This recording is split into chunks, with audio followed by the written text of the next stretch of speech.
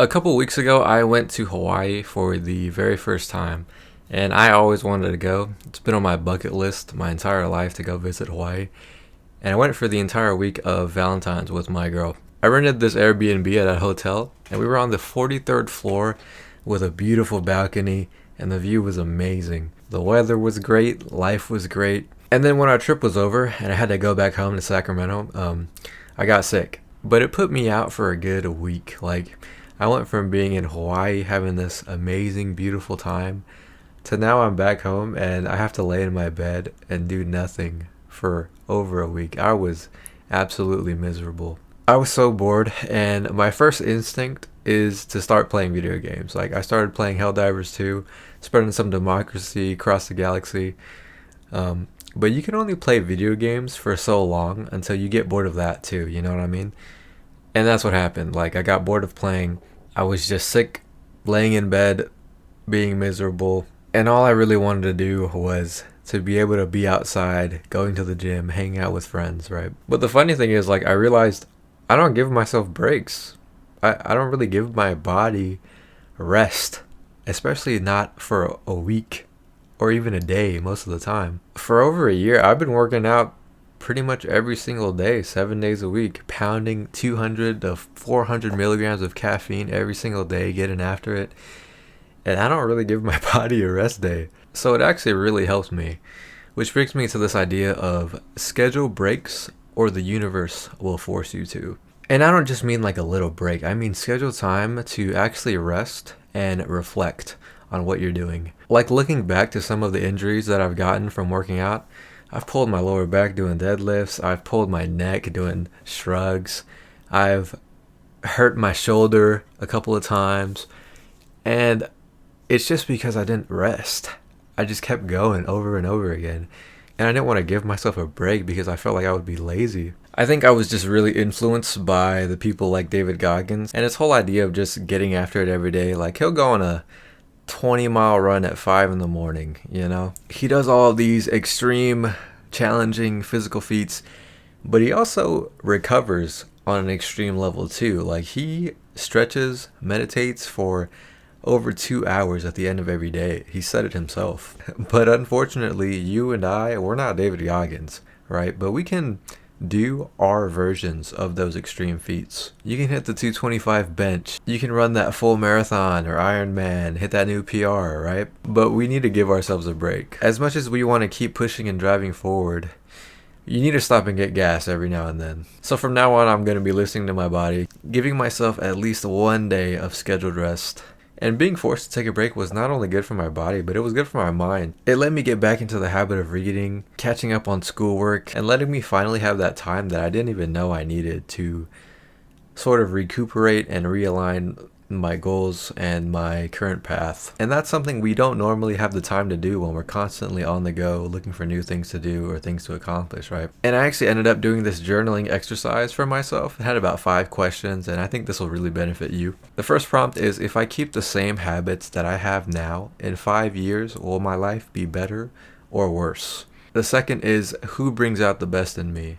And can you schedule more time with them? The third is, are my actions aligned with what I want in life or what other people expect of me? 4 is, which areas of my life would benefit from stronger boundaries? And lastly, what am I willing to sacrifice in order to achieve my goals? And answering those questions helped me regain some mental clarity that I've been lacking. It is important to schedule breaks, to schedule time for reflection, because without a doubt, inevitably, the universe, your body, some external event is going to force you. And being bored, being alone in my room actually gave me strength in a weird way. Which brings me to my second point, that there is power in solitude. Like, people go on these monk mode or spiritual journeys, or they spend a lot of time alone because they want to work on themselves. For example, there's this UFC fighter, his name is Yuri Prohaska. This guy was like the modern day samurai in the UFC, light heavyweight champion. And before his fights, he goes out into the woods by himself and trains. He's out there in the woods, like, hitting logs and screaming into the air like a wolf. because he wants to be isolated and away from the distractions that happen. Even Pablo Picasso, a famous painter, he said that without great solitude, no work can be done. Give yourself time to be alone, whether you need to be in the woods or you need to take a day trip or a vacation somewhere out of the city, out of your town, away from people. You need that time for yourself. Like, go get a breath of fresh air away from all the noise. I like to use this example of frequencies and tuning in. So sometimes I'm very tuned in, so to speak, to the frequency of my goals and what I want to do. I know exactly what I need to do. I'm very tuned in. I'm very focused. I'll have these periods, days, weeks, or months where you're dialed in. But sometimes you're not. Sometimes you're out of frequency. You're out of tune, right? I'm a little bit distracted. I let myself kind of sway around, go around in the motions, and I'm not really dedicating time to what I know I need to do. And I'm out of tune. So what I do personally to get myself back in tune is these moments of solitude that I have with myself that allow me to reflect and think about the things. And when I was sick and alone, cooped up in my room, I actually ended up reading Essentialism by Greg McKeown, and I stumbled upon this amazing idea that almost everything is just noise. In the book, he brings up this idea of everything that we do, most things in our day-to-day lives, they're just noise. They're not essential at all to what we really need to be doing. And what essentialism focuses on is cutting out all of that nonsense, cutting out the non-essential things in your life. But this comes with sacrificing the things that aren't essential. There's this picture in the book that I'll put up, but it has two circles, right? Each representing energy. And there's arrows pointing out of these circles that kind of represent your goals, things that you want to accomplish, right? So for the person that's non-essential, they have so much arrows just pointing out and going out, but they're not really that long. They don't have a lot of energy in them, right? They're very small, tons of little arrows going out in all of these directions because they want to do so much. Whereas the person that lives an essential, focused life, they only have 1, 2, or 3 arrows, and they're putting in all of their energy into that, right? You'll see that these arrows are really long because they're putting a lot of effort and time into that thing. A lot of people want to do a lot of things, right? And you can do a lot of things, but they're not going to be to the level that you necessarily want them to if you just focused on a couple things rather than 20 plus goals. So you kind of have to sacrifice some of your non-essential goals for the ones that are essential. Personally, I would set a maximum of 3 goals for the entire year. You don't need more than 3 because your time is going to be divided so much. So for me this year, my top 3 goals are basically grow the channel, bulk up to 190 pounds, and get my degree and get into the PTA program. And of course, you can have smaller sub goals within the big goals, right?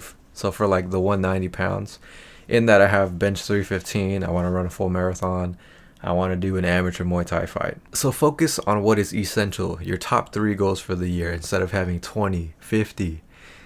Cut it all out, cut out the noise, and hone it in, focus on what's essential. In the book, Greg also talks about another phenomena in today's society where a lot of people think that they can have everything that they want all at the same time.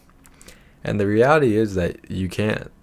And you wouldn't really want to anyway. He brings up this example of a stove with 4 burners on it, and each burner represents a category in your life. So 1 burner is your career, 1 is your family, 1 is your friends, and 1 is your health. Now, to be successful, you have to cut off 1 of these burners.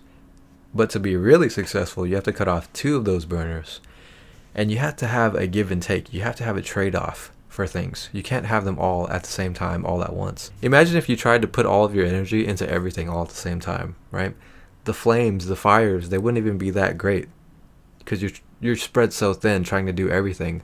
Whereas you need to kind of put more effort into certain things, right? You have to make those trade-offs because doing everything at a poor level isn't even worth it. And lastly, I wanted to say the meaning is in the pursuit. In the book Man's Search for Meaning by Viktor Frankl, he quotes, "What man actually needs is not a tensionless state, but rather the striving and struggling for some goal worthy of him. What he needs is not the discharge of tension at any cost, but the call of a potential meaning waiting to be fulfilled by him." Viktor Frankl was a psychiatrist and a Holocaust survivor. He wrote the book Man's Search for Meaning while experiencing the concentration camps of Auschwitz and things like that. And the book goes into great detail about his experiences and the ways in which a lot of people try to find meaning in their lives. The main takeaway that I want to give to you is that the goal isn't actually what you want. We think that the meaning, the happiness is in getting that new promotion, getting more money, getting that girl, getting girls, fancier cars, fame. But really, that's not it. Happiness, meaning, is in the pursuit of these goals. It's in the chase. It's in the grind. Because what happens when you actually get the thing that you want? You and I, we both set goals and things that we want to accomplish, and we've both done them. We've gotten them, right? And what happens? We're happy for a little bit, a month, couple days, and then you kind of just fizzle out and you set another goal. You just do it all over again. The feeling that we want so bad, this meaning, this happiness, it is in the chase. It's in the pursuit. So find the meaning, find the happiness that you want while you're striving, while you're in the thick of it, while you're doing the thing and chasing the thing, instead of when you get it. And when you achieve the goal, you just start the process all over again. So that's what I've been working on. Peace.